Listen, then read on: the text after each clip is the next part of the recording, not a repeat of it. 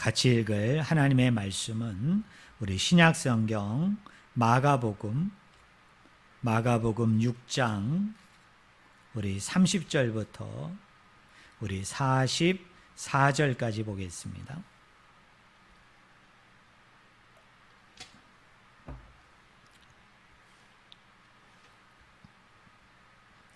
제가 가지고 있는 성경책은 신약성경 63쪽입니다. 우리 마가복음 6장 우리 30절부터 44절까지 제가 말씀을 읽습니다.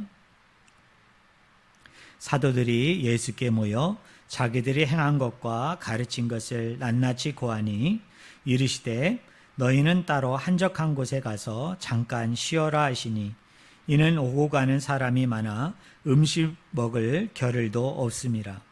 이에 배를 타고 따로 한적한 곳에 갈새 그들이 가는 것을 보고 많은 사람이 그들인 줄 안지라. 모든 고을로부터 도보로 그곳에 달려와 그들보다 먼저 갔더라. 예수께서 나오사 큰 무리를 보시고 그 목자 없는 양 같음으로 인하여 불쌍히 여기사 이에 여러 가지로 가르치시더라. 때가 저물어가매 제자들이 예수께 나와 여짜오되 이곳은 빈들이요 날도 저물어가니 무리를 보내어 두루 촌과 마을로 가서 무엇을 사 먹게 하옵소서. 대답하여 이르시되 너희가 먹을 것을 주라 하시니 여짜오되 우리가 가서 200데나리온의 떡을 사다 먹이리이까.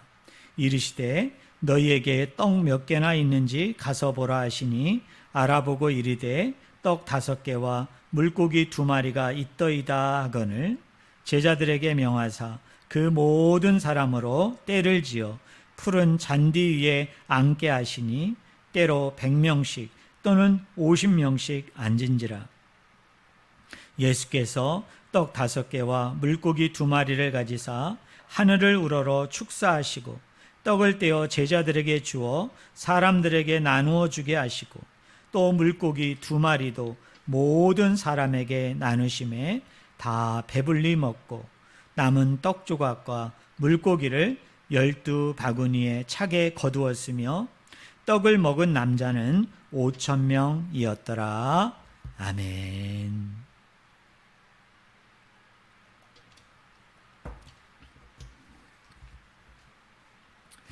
오늘 읽은 본문 말씀을 가지고 오병이어의 기적이 필요한 사람들, 오병이어의 기적이 필요한 사람들이란 제목으로 같이 하나님의 말씀을 나누기를 원합니다.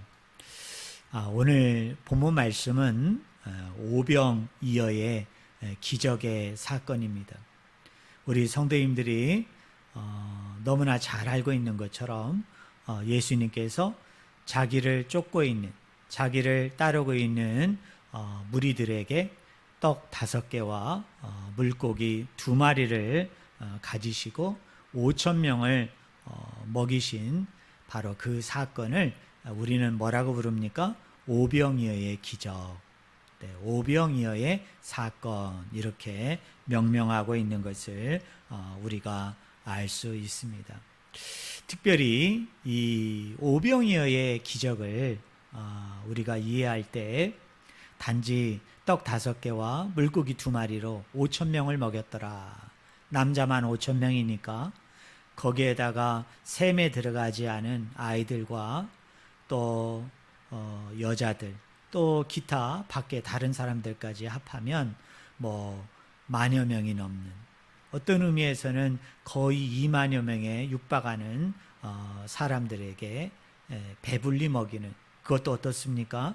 12강조리가 남게 되어지는 어떤 기적에다가, 어떤 이적에다가 우리가 방점을, 포커스를 맞추어서 이 말씀을 이해하거나 묵상할 수 있습니다.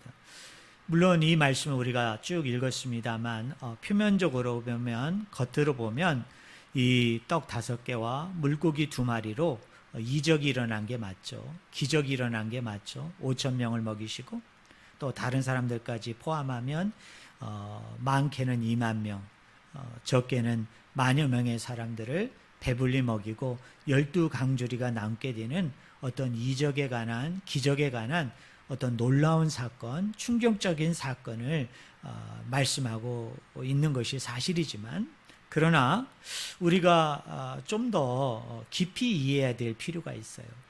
좀 더 깊이 이 말씀을 우리가 묵상해야 될 필요가 있습니다. 그게 무슨 말씀이냐면, 특별히 공간복음서를 보면, 또 사복음서를 보면 하나님께서 많은 이적을 베푸시잖아요. 많은 기적을 베푸십니다.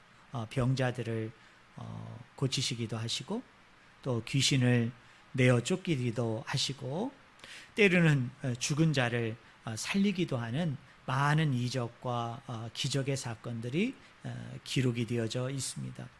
하지만 그 이적과 기적의 사건은 단지 예수님이 창조자이시고 또 구원자이시고 능력자이시기 때문에 이런 기적을 행할 수 있다, 이런 이적을 행할 수 있다, 그곳에만 머무르지 않습니다. 그 범주에만 멈추지 않아요. 어떤 의미에서는 그것이 핵심이 아닐 수 있습니다. 메인 메시지, 주 내용이 아닐 수 있습니다. 왜 그러냐면 요한복음 같은 데 보면 예수님께서 공생의 사역 기간에 많은 이적과 기적을 행하셨지만, 요한복음 기자는 선별적으로 7가지 기적만을 성경에 기록하고 있습니다. 그런데 그 7가지의 기적을 기록하면서 요한복음 기자가 즐겨 표현했던 표현 중에 하나가 뭐냐면 표적이라고 얘기했죠. 영어로 얘기하면 사인입니다. 이것이 뭘 의미합니까? 이적과 기적이라는 그 범주에서만 머무르지 않고, 이 이적과 기적은 우리에게 뭔가 중요한 것을 알려준다는 거예요. 뭔가 중요한 것을 우리에게 말하려고 합니다. 이 성경을 읽는 독자로 하여금, 이 이야기를 읽는 사람으로 하여금 이 이적과 기적이 표적인데, 그 표적을 통해서 하나님께서 우리에게 궁극적으로 이야기하고자 하는 게 있다는 거예요. 알려주고자 하는 것이 있다는 거예요. 깨닫고자 하는 것이 있다는 거예요.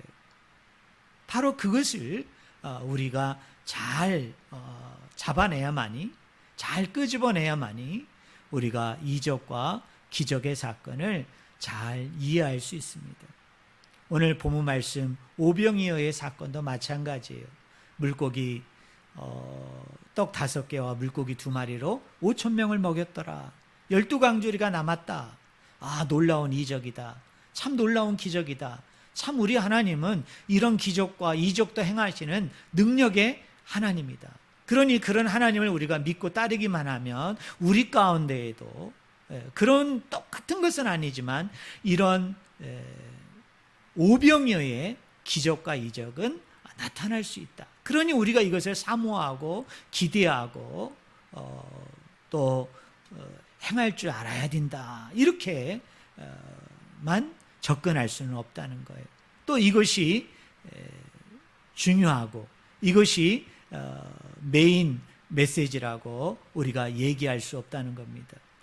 결국 우리가 이 오병이어의 이 기적의 사건을 통해서 오늘 우리 성도님들이 저와 함께 고민하고 또 찾아야 되고 또 우리가 이해하고 깨달아야 되는 것은, 도대체 하나님께서는 이 오병이어의 이 이적과 기적의 사건을 통해서 이것을 읽는 저와 여러분을 하여금 무엇을 말씀하기를 원하셨는가, 어떤 것을 이해하고 또 어떤 것을 깨닫기를 원하고 또 어떤 일들 가운데 우리가 순종하고 복종하기를 원하셨는가라는 것을 찾는 작업이 아주 중요하다는 것을 저는 우리 성도님들이 이 말씀을 살펴보기에 앞서서 우리 전제로서 이것을 잘 염두에 두셨으면 좋겠습니다. 자, 우리 34절을 한번 볼까요? 마가복음 6장 34절입니다. 제가 말씀을 읽습니다. 예수께서 나오사 큰 무리를 보시고 그 목자 없는 양 같음으로 인하여 불쌍히 여기사 이에 여러 가지로 가르치시더라라고 이야기합니다. 여기 34절을 보니까 5천 명을 포함한 예수님께 나오는 사람들을 성경 기자는 뭐라고 그 사람들을 부릅니까? 우리 성도님들 한번 따라해 보실래요? 큰 무리. 다시 한번 따라해 보세요. 큰 무리입니다. 여기 무리라는 말이 헬라어로 오클로스입니다. 이게 아주 중요한 단어이기 때문에 저는 우리 성도님들이 한번 따라했으면 좋겠어요. 한번 따라해 보실래요? 오클로스. 한 번 더 따라해 보세요. 오클로스. 오클로스라는 단어입니다. 그런데 우리가 다른 복음서를 보거나 또는 바울 서신이나 또는 요한 서신들을 보면요, 이 예수님을 쫓는다, 예수님을 따른다라고 얘기할 때 그 따르는 무리, 따르는 사람들을 향해서 또 다른 하나의 단어가 쓰입니다. 그 단어가 뭐냐면 라오스라는 단어입니다. 이 라오스라는 단어는 우리나라 개역개정 성경이 뭐라고 번역을 했느냐면 백성이라고 번역을 했습니다. 아마 우리 성도님들 한 번쯤은 들어보셨을 거예요. 백성. 헬라어로 뭐라고요? 라오스입니다. 그런데 이 라오스라는 말이 무슨 의미이냐면 해당 안에 있는 사람들이라는 의미를 가지고 있습니다. 이 해당 안에 있는 사람들은 어떤 사람들입니까?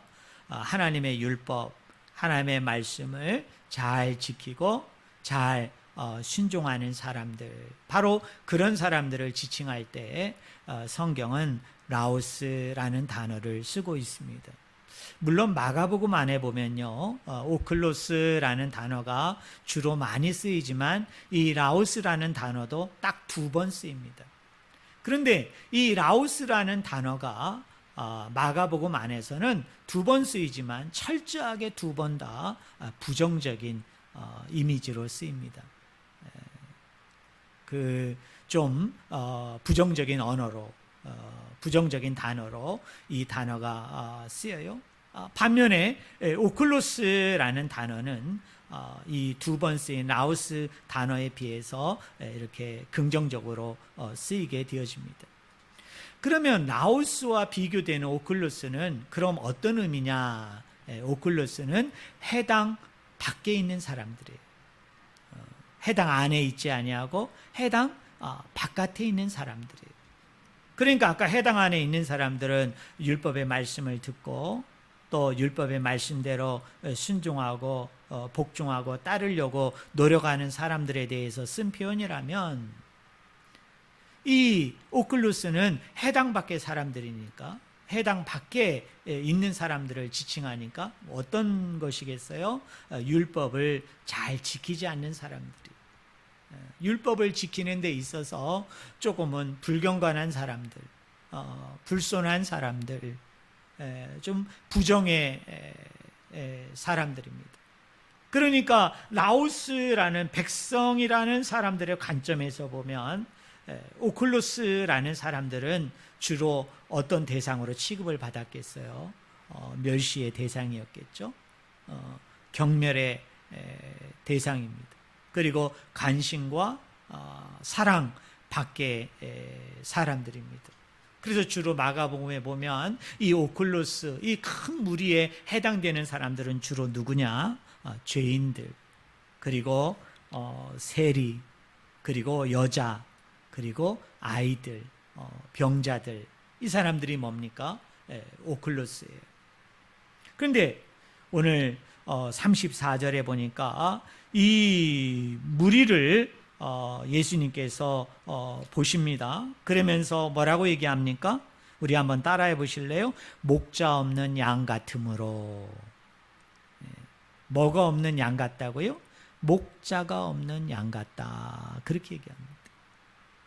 여기에 목자가 없다라는 것은 앞뒤 맥락을 살펴보면 2가지 가능성이 있어요. 첫 번째 가능성은 뭐냐면 이 마가복음 6장 이전에 세례 요한이 목배임을 당해서 순교를 하게 되어집니다. 여러분, 죽임을 당하게 되어집니다.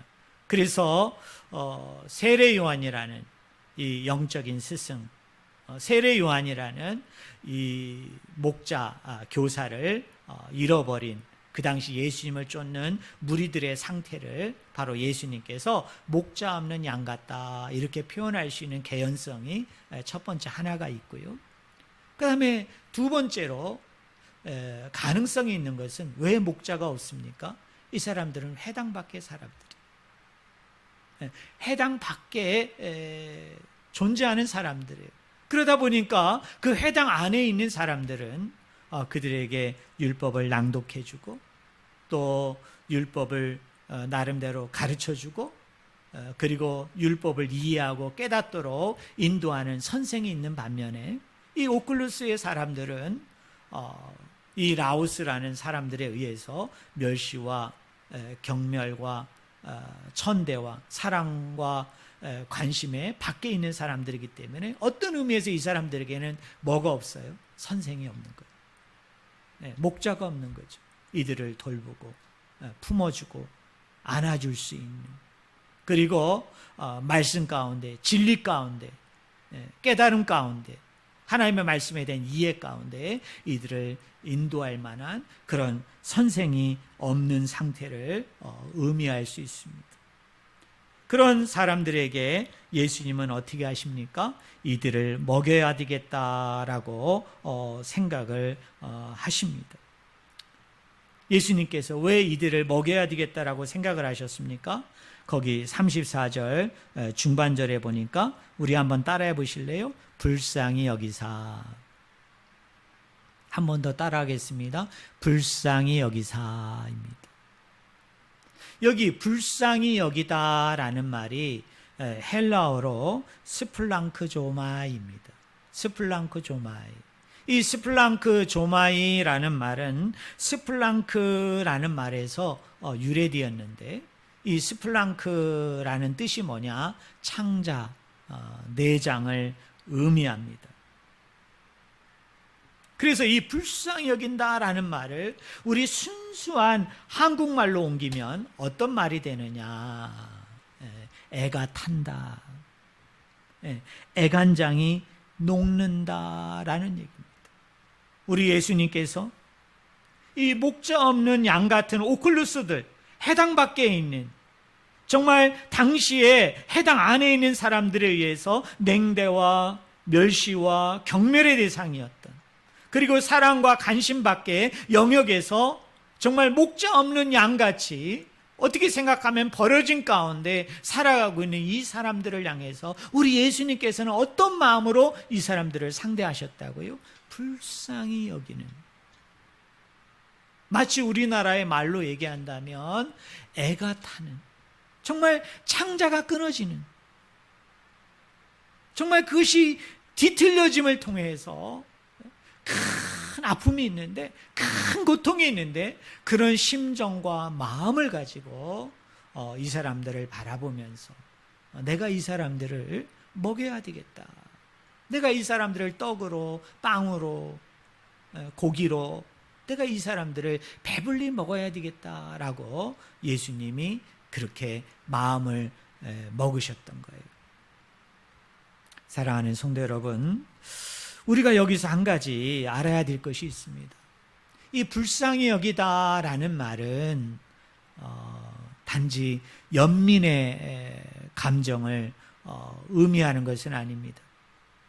우리가 이제 불쌍한 사람들, 또 힘들고 고통당하는 사람들을 보면 연민의 감정들이 생기잖아요. 아, 참 불쌍하다.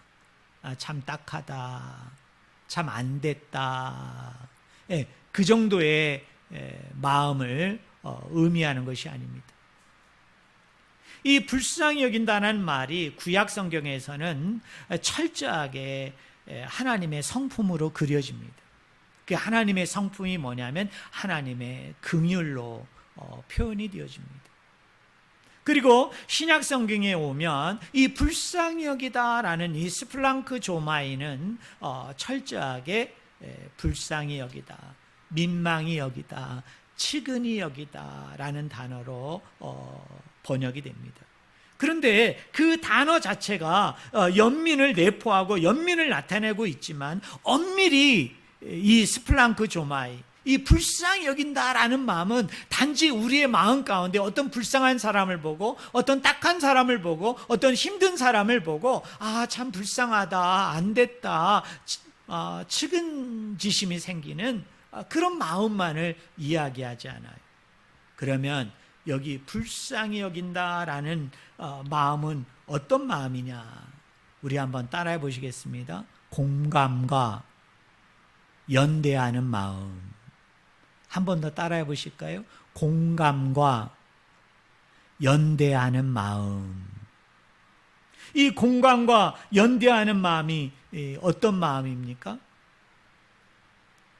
그들의 심정이 곧 나의 심정이 되는 거예요. 그들의 상황이 곧 뭡니까? 나의 상황으로 받아들여지는 거죠. 나의 상황으로 이해가 되고 나의 상황으로 깨달아지는 겁니다.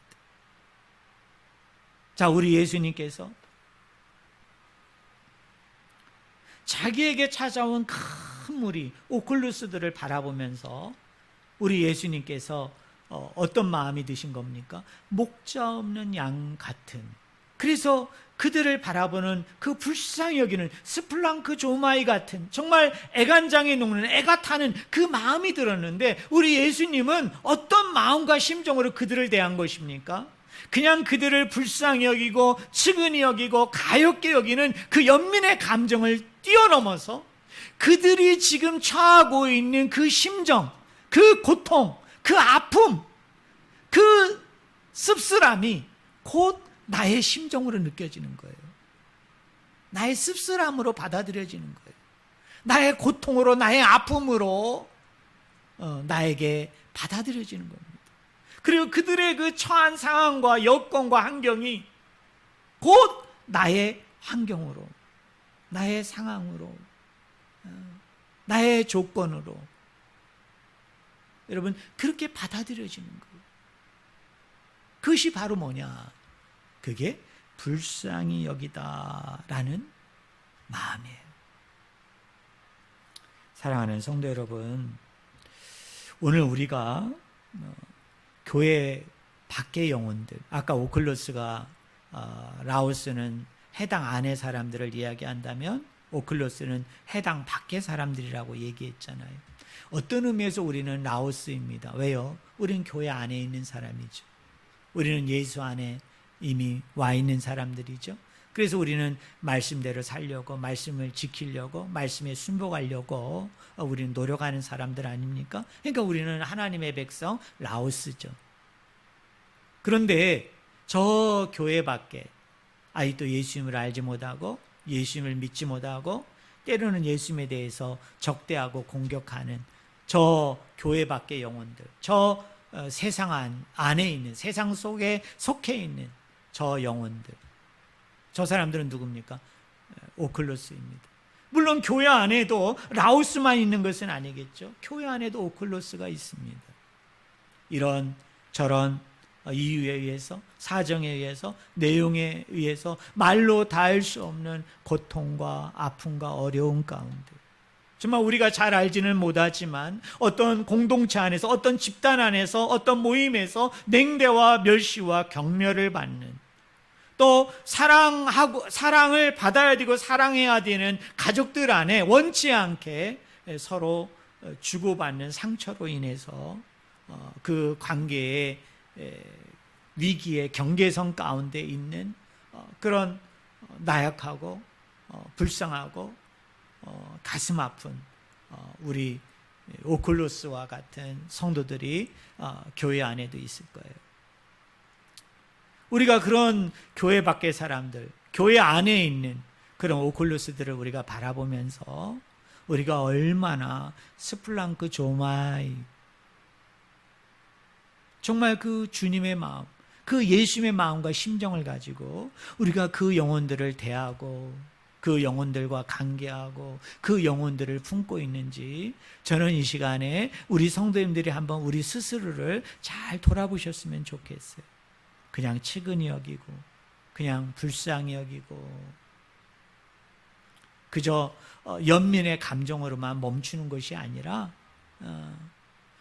이렇게 같이 공감하고 같이 연대할 수 있는 그런 마음의 소유자들이 다 우리 성도님들이 되었으면 좋겠습니다.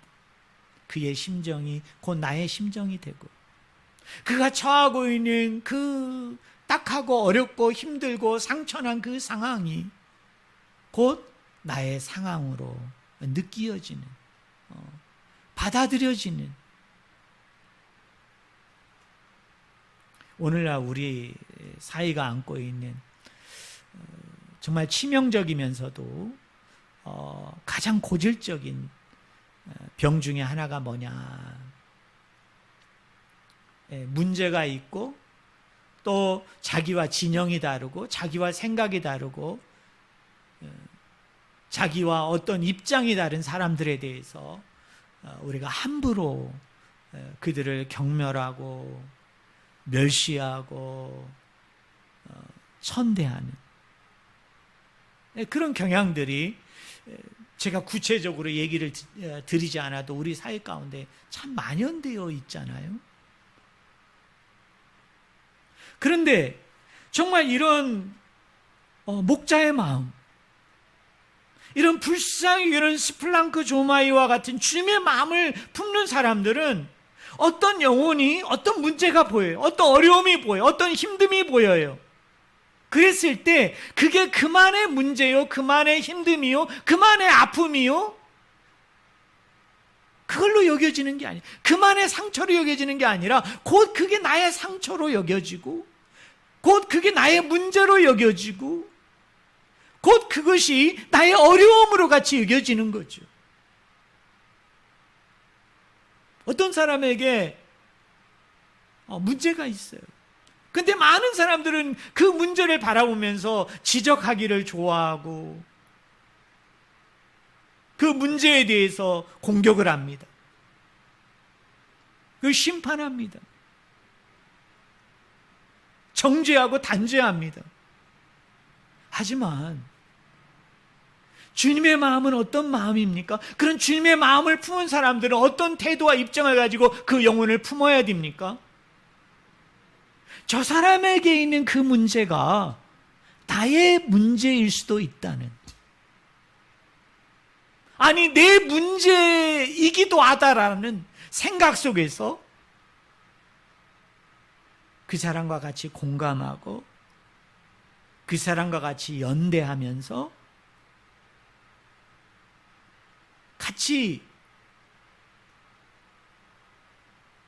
애끓는, 정말 애간장이 녹는 그 아픔을 동반하면서 그런 영혼이라 할지라도 품어줄 수 있는, 화해하고 용납하고 용서하고 그로 하여금 충분히 하나님의 새로운 백성으로 새로 지음을 받은 어엿한 건강한 그런 사람이 될 수 있다라는 그 소망을 가지고 그를 어루만지고 정말 그를 사랑으로 보듬을 수 있는 그런 자리에까지 함께 할 수 있는 것이 저는 바로 주님의 마음이에요.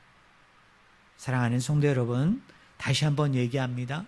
주님의 마음은 연민의 마음을 넘어선 공감하고 연대하는 마음이라는 것을 저는 우리 성도님들이 잘 이해하시고 이것을 몸소 실천하는 은혜가 저와 여러분들 가운데 있기를 주님의 이름으로 간절히 축원을 드립니다. 36절을 보니까요, 이런 예수님의 자기를 따르는 무리들에 대한 반응하고는 완전히 정반대되는 행동을 하는 사람들이 등장합니다. 그들이 누구입니까? 제자들입니다. 여러분 거기 36절을 보세요. 무리를 보내어 두루 촌과 마을로 가서 무엇을 사 먹게 하옵소서라고 얘기합니다. 목자 없는 양들, 바로 오클루스에 대한 제자들의 너무나 차디차고 매정한 반응입니다. 여러분, 이 사람들은 해당 밖에서 배척받은 사람들이기 때문에 촌과 마을로 돌아가면 이 사람들은 당연히 그곳에 있는 사람들에 의해서 여러분 죄인 취급을 받을 수밖에 없는 사람들이에요. 그리고 만약에 이 촌과 마을로 돌아가서 그곳에서 인정과 세움을 받기 위해서라면 이 사람들은 율법의 메인 사람으로 살아갈 수밖에 없는 정말로 딱한 사람들이었어요. 그런데 이 사람들을 향해서 제자들은 37절에 보니까 이렇게 얘기합니다. 대답하여 이르시되 너희가 먹을 것을 주라 하시니 여짜오되 우리가 가서 200데나리온의 떡을 사다 먹이리이까. 제자들이 얼마나 차디찬 사람이고 제자들이 얼마나 매정한 사람이냐면 돈 계산까지 하는 거예요. 저들을 먹이려면, 저들을 배불리 먹이려면, 저들을 남김없이 한 사람도 빠짐없이 먹이려면 돈이 이 정도로 듭니다 라고 얘기하면서 앉아서 뭐까지 하는, 돈까지 계산하는 것이 바로 제자들이에요. 헬러 단어 중에 이런 단어가 있습니다. 한번 따라해 보실래요? 프로시스. 이 프로시스라는 단어는 아까 스플랑크 조마이, 스플랑크 돈이라는 말과 정반대의 개념일 수 있어요. 이 프로시스라는 말을 우리나라 성경은 마음이 둔하다, 마음이 완악하다 이렇게 번역을 했습니다. 이 프로시스가 뭐냐면 마음이 둔하고 이해가 둔한 거예요. 결국 이것은 뭐냐? 불순종과 죽음을 동시에 상징하는 단어로 이렇게 성경에 이 단어가 쓰인 것을 우리가 알 수 있습니다. 사랑하는 성도 여러분, 오늘 우리는 교회 밖의 사람들에 대한 냉소, 멸시, 혐오가 있지는 않습니까? 우리 스스로가 해당 안에, 교회 안에, 예수 안에 머무르는 사람들이다. 우리가 라오스라고 여겨져서 저 해당 밖에, 교회 밖에, 예수님 밖에 있는 오클루스들을 향해서 우리가 함부로 이런 사람은 되고 이런 사람은 안 되고, 또 제자들이 동계산을 한 것처럼 우리가 어떤 사람들에게 이런 주님의 마음을 실천할 때, 주님의 마음과 생각을 우리가 닮아서 어떤 일들을 우리가 해나갈 때, 이건 수익이 없어, 이것은 경영상 수지타산이 맞지 않아, 그래서 우리의 관심으로부터, 우리의 사랑으로부터 밀려나는, 도무지 관심과 사랑밖에 대상으로 치부해버리는, 때로는 환멸을 가지고 경멸하고 멸시하고 배척하는 그런 대상들은 없지 않은가. 한번 우리 스스로를 돌아보는 이 시간이 되었으면 좋겠습니다. 저는 이 오병이어의 5,000명을 먹이시는 사건을 묵상을 하면서 한번 이런 생각을 한번 해봤습니다. 왜 물고기 두 마리여야 되고 왜 떡 5개이어야 되는가? 또 하나 질문은 이런 겁니다. 자, 5,000명을 배불리 먹이고 난 후에 남은 광주리가 오늘 본문 말씀에 보니까 여러분 43절에 나오죠. 12바구니에 차게 거두었다. 왜 12강줄이었을까? 자, 물고기 2마리, 떡 5개, 12강줄이 혹시 여기에 무슨 의미가 있는 것은 아닌가? 제가 한번 깊이 묵상하면서 한번 생각해 보았습니다. 자, 물고기는 뭐를 의미할까요? 물고기는 뭐를 상징할까요? 우리 성도님들 아마 이 단어를 혹시 떠올리는 분이 있을지 모르겠어요. 한번 따라해 보실래요? 익투스. 다시 한번 따라해 보세요. 익투스. 이 물고기라는 단어가 헬라어로 익투스입니다. 그런데 이 익투스라는 단어의 그 철자들을 이렇게 분석을 해보면요, 하나님의 아들 예수 그리스도라는 말이 있는데요, 이거를 헬라어 머리 글자만 따면 뭐가 되느냐면 익투스가 됩니다. 그래서 초대교회 당시에 로마인들에 의해서 기독교인들이 엄청난 박해를 받던 시절에 이 그리스도인들이 서로의 그리스도인이라는 신분을 알리기 위해서 이 사람들이 사용했던 것이 뭐냐면 익투스라는 물고기 모양인 거예요. 그래서 그 물고기 모양을 보여주면은 저 교회 안 다니고 예수 안 믿는 사람들은 이 물고기가 뭔지를 모르지만 교회 안에 있는 사람들, 또 예수님을 믿는 사람들은 그 물고기 모양을 보면 뭐를 알 수 있어요?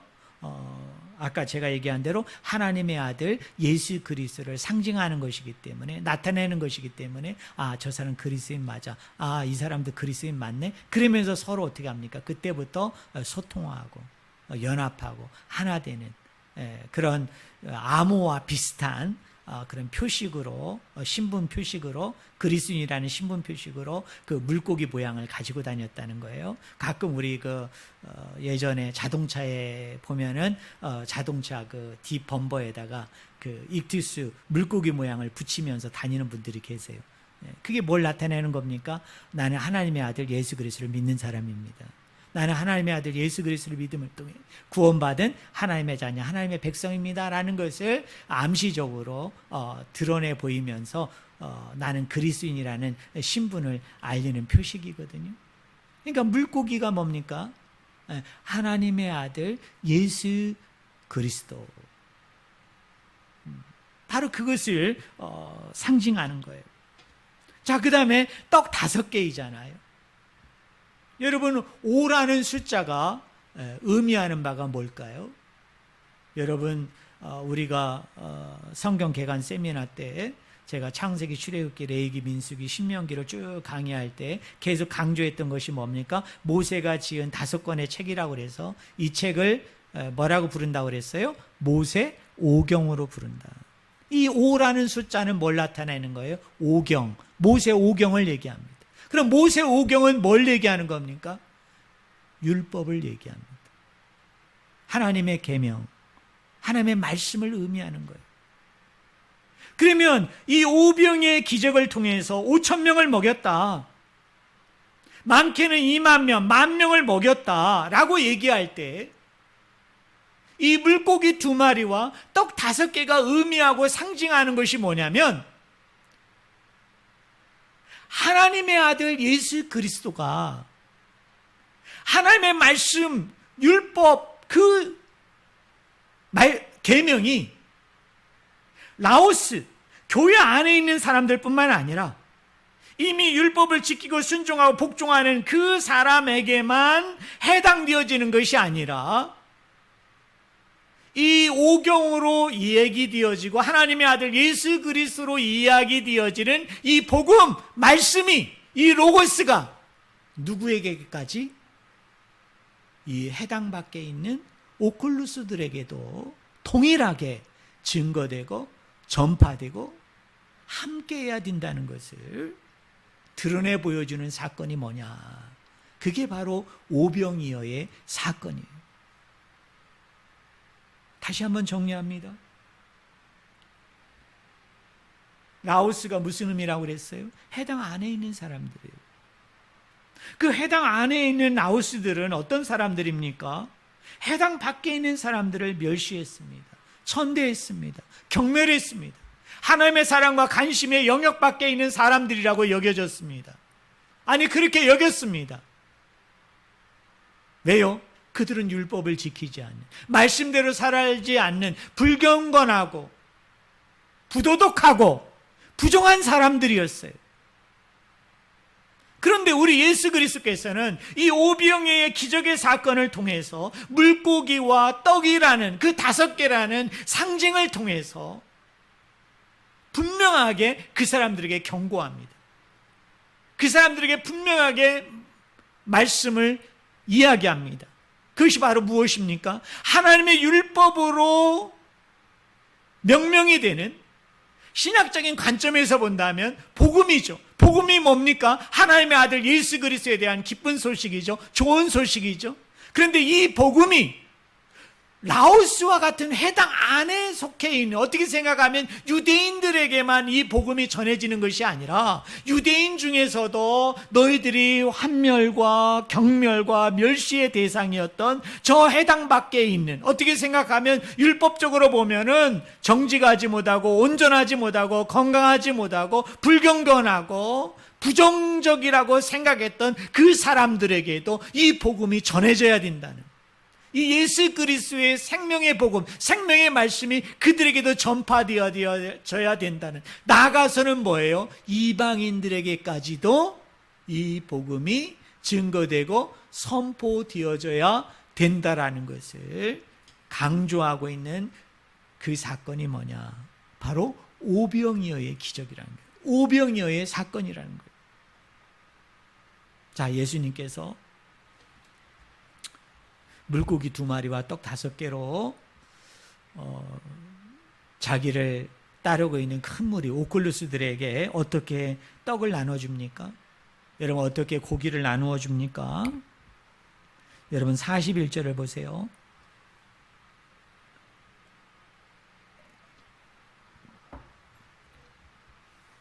제가 말씀을 읽습니다.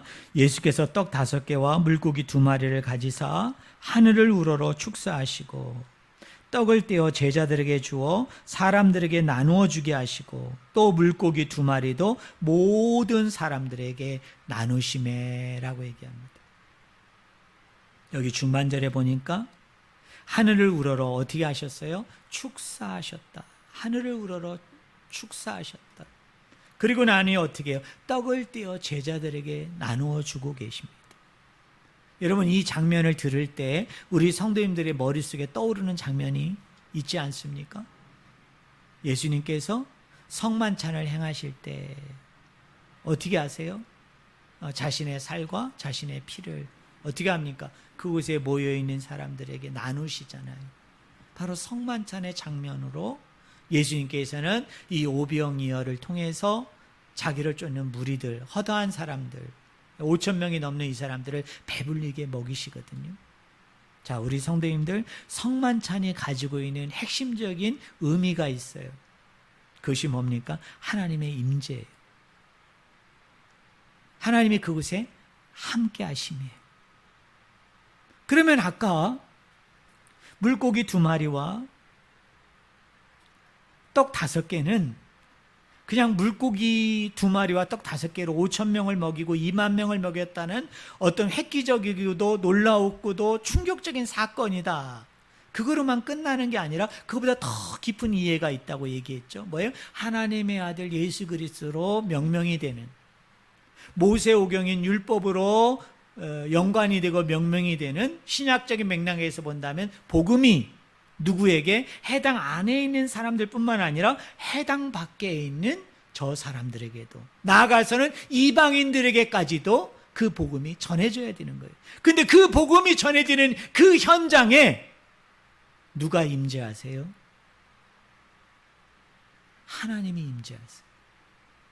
예수 그리스도가 임재하시는 거예요. 그것을 상징적으로 드러내 보이는 그것을 위해서 예수님께서 특별히 떡을 나누시고 고기를 나누실 때 어떻게 합니까? 하늘을 우러러 축사하시고, 그리고 떡을 일일이 떼어서 어떻게 합니까? 제자들에게 주어서 그 제자들이 어떻게 사람들에게 나누어 주는 그 일을 행하시잖아요. 우리 교회에서 성만 찬양할 때 어떻게 해요? 목사님이 성찬상 위에 떡과 포도주를 준비해 놓고, 여기는 제자들이라고 그랬지만 장로님들, 배잔위원, 배병위원을 앞에 모셔다 놓고 잔을 들고 어떻게 합니까? 하나님 앞에 감사기도를 드리죠. 여기 축사기도는 손을 들어 하나님 앞에 감사기도하는 모습이거든요. 그리고 나니 어떻게 합니까? 그걸 장로님들에게 나누어주면 그 장로님들이, 교육자들이 우리 성도들에게 나누어주는 거죠. 그게 뭐예요? 그게 오병이어의 이 장면이잖아요. 근데 이 성만찬이 가지고 있는 가장 핵심적인 주요 의미가 뭐예요? 하나님이 그 자리에 임재하시는 거예요. 예수님이 그 자리에 임재하신다는 거예요.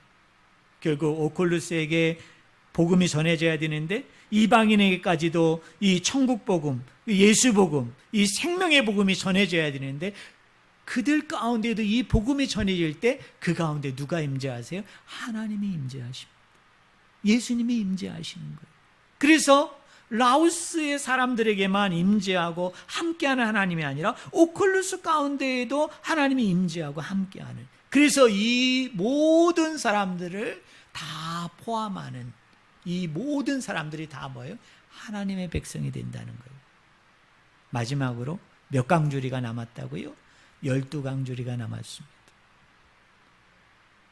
특별히 신약 성경에서 12은 12장로, 12사도를 의미합니다. 이 12장로와 12사도를 통해서 하나님이 창조에 나가실, 하나님께서 장차 만들어 가실 새로운 백성, 새로운 하나님의 일꾼들을 이야기할 때 성경은 주로 12이라는 단어를 상징적으로 많이 쓰고 있는 것을 알 수 있죠. 그러니까 뭡니까? 라오스뿐만 아니라, 해당 안에 있는 사람뿐만 아니라 해당 밖에 있는 오클루스에게도 복음이 전해지고 말씀이 전해져야 돼. 그 사명 가운데 오늘 저와 여러분을 세우셨고, 우리는 주님의 마음을 가지고 그들을 섬겨야 돼. 우리는 주님의 마음을 가지고 그들을 품어야 돼요. 근데 그 주님의 마음은 어떤 마음이에요? 스플랑크 조마이, 애간장에 녹는, 애가 타는, 단지 불쌍히 여기고 측은히 여기고 연민의 감정이 아니라 뭐예요? 그들의 심정이 곧 나의 심정이 되고 그들의 상황이 곧 나의 상황으로 이해되어져서 그들을 향해 가서 뭘 전해요? 생명의 주가 되시는 그리스도, 모세 오경으로 대표되어지는, 신약으로 얘기하면 그 복음의 기쁘고 즐거운 소식을 우리가 전해야 돼요. 그 전하는 현장에 누가 함께 하신다? 하나님이 함께 하세요. 예수님이 함께 하세요. 그래서 그 복음 가운데 반응하고 그 복음 가운데 돌이키는 영혼들은 그 사람이 라오스이든 오클로스이든 그 누구든 상관없이 예수 그리스도 안에서 새롭게 창조되어지는 하나님의 산 백성으로서 하나님이 그들을 세워주실 것이요.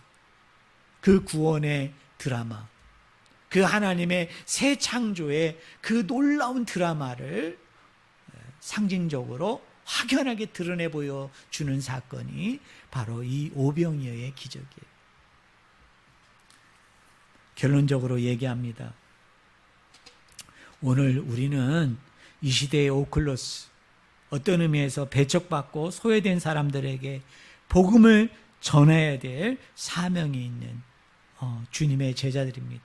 그럼 그들에게 어떻게 다가가야 된다고요? 스플랑크 조마이, 단지 연민과 불쌍히 여기는 마음이 아니라 공감하고 연대하는 마음을 가지고 그들에게 가서 우리가 열심히 복음을 전해야 돼, 말씀을 전해야 돼. 그러면 그곳에 하나님이 임재하시고 그 임재하시는 일들을 통해서 그들도 하나님의 새로운 천국 백성, 하나님이 새롭게 창조할 하나님의 거룩한 구별된 백성으로 아버지께서 삼으신다는 사실을 깨닫고요. 우리 그리스도인들은 그 사람이 어떤 영혼이랄지라도, 어떤 사람이랄지라도, 어떤 대상이랄지라도 진영의 논리를 떠나서, 어떤 이념의 논리를 떠나서, 어떤 나에게 이 사람이 유익이 되는가 손해가 되는가, 또 어떤 도덕적인 윤리적인 그런 잣대와 범주를 다 떠나서 누구나 다 사람이라면, 하나님이 창조하시고 만드신 백성이라면 다 우리가 스플랑크 조마이, 주님의 마음과 하나님의 마음을 가지고 품어야 되고 용서해야 되고 화해해야 되고 하나 되어져야 되는 하나님의 귀한 영혼이라는 사실을 알고 오늘도 이 몸된 말씀을 실천함을 통해서 내가 지금까지 어떤 사람을 마음에 품지 못한 영혼들이 있다면, 또 내가 어떤 대상을 대함에 있어 어떤 거리낌이 있다면, 또 나 자신의 어떤 잣대와 기준과 나 자신의 어떤 편견과 선입관과 또 어떤 진영의 논리를 통해서 내가 함부로 폄훼하고 평가하고 정죄하고 판단한 영혼들이 있다면 그들마저도 스플랑크 조마이, 주님의 마음을 가지고 하나님의 마음을 가지고 하나님의 같은 백성으로서 하나님의 같은 창조된 공동체로서 더불어 함께 하나됨을 취해야 될 모든 대상이라고 여기고, 이 몸된 사랑을, 이 몸된 사명을 실천하는 모든 전도자들 한 분 한 분이 다 되어지기를 예수 그리스도의 이름으로 간절히 축원을 드립니다.